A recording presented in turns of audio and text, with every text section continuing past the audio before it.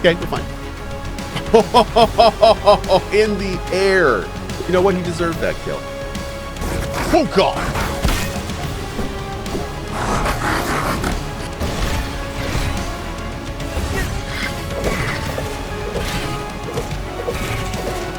Yeah!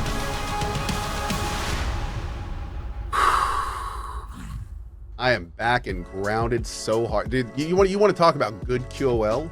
Yeah, they got it all. Best QOL of a survival game is grounded. Man, I am loving the new QOL and the item selection. This is sexy.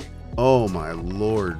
Dude, I am so excited to see, like, to know that Grounded 1 is in this state and to know that there's a second one coming out soon, which I am assuming takes everything this game is doing and is going to add to it. Oh, the idea of a survival game starting with as much QOL as this game has now that's like unheard of. That's never happened before. No game has ever released with this much. It's always taken months to years to get there.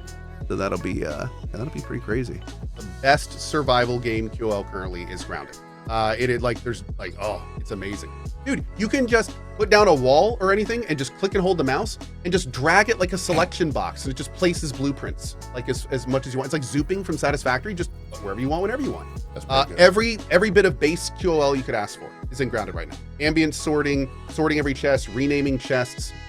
Chests have proximity, although that could be bigger. All sorts of great stuff. All your crafting stuff pulls from everything. Everything, like, it's very well done.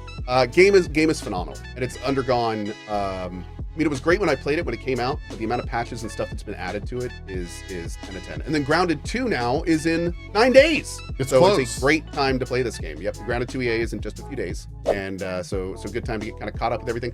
I am super interested in this because we are in a very interesting position that the gaming world has never seen before. And what that is that Grounded has some of the best QOL of like almost any game of its type. And now, before any other game is better than it, the second one is coming out. So my question is it gonna have like every bit of QOL that Grounded 1 has and more? Or are they gonna do some EA thing where it's like, we weren't able to put everything in we wanted, here's like 50% of it, and are we gonna be like manually sorting our shit in Grounded 2?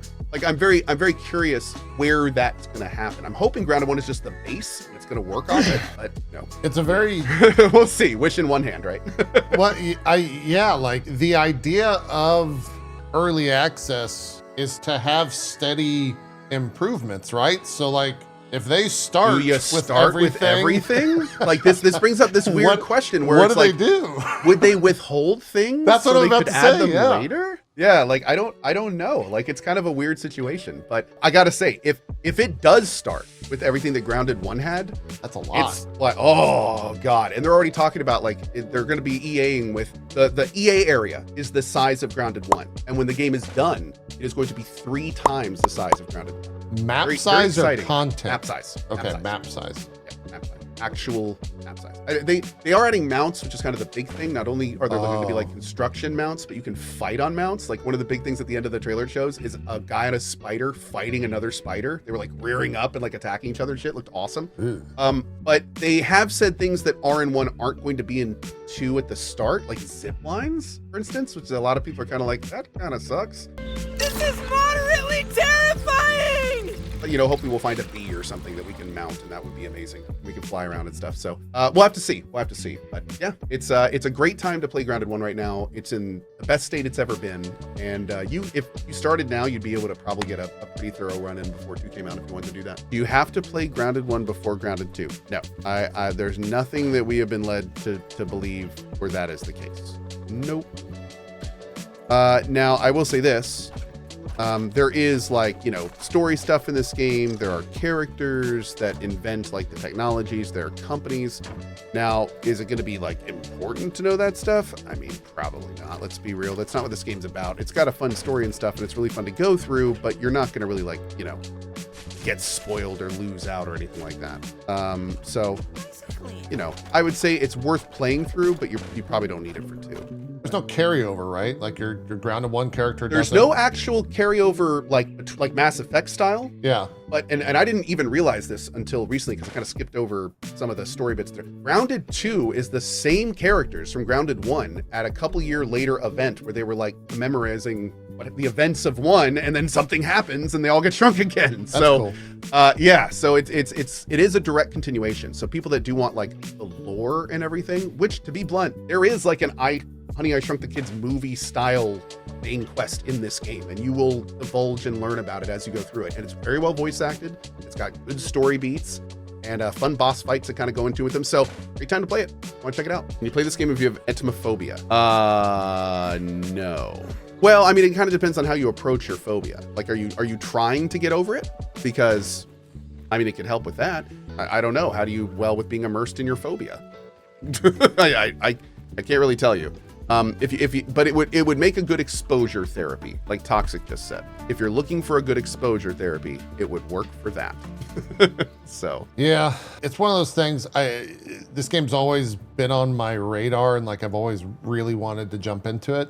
I don't think I could. I haven't looked at those spiders in a while, and I've actually improved in terms of my like bug phobia. And you arachnophobia. tried arachnophobia mode in this game? Yeah, that made me realize that it's the movement of the model rather than the model itself. Because even when they're just like the little head, because it's the same arachnophobia mode, right? Where it's just like the head, they're just circles, little balls. Yeah. I believe it's the same. It's the what was the game I played? There was an arachnophobia mode where what they did they turned was into cats. Cats. What game was that? It was the developers' cats, and instead of hissing and making spider sounds, they just made little meow sounds. So it like completely took out every satisfactory. Thank you. So it took out all elements of arachnophobia, which was great. That was probably my favorite one so far. Yeah. Spiders in Satisfactory were not as bad. They're so lifelike. They were a little alien-y. Yeah. In Grounded, they're actual spiders. They're so lifelike.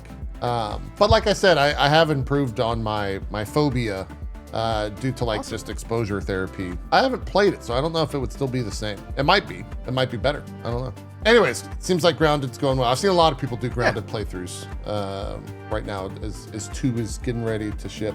I do want to know the answer to your question of what do they start with? Yeah, I will definitely let you guys know. I'm planning on doing a pretty big thorough playthrough. So there was a lot of content, everything for when EA it launched in 1 early access, right? Like it. A pretty good amount. Okay. Yeah, there was a pretty good amount. I mean, it got a lot more over the course of development, so it probably will here too. We'll see. We'll see. Is that you said 9 days? So not next week, the but the 29th. week after. You got it. Okay, got it. Yeah, so it will be the next show. We'll be able to chat about it. That's Grounded.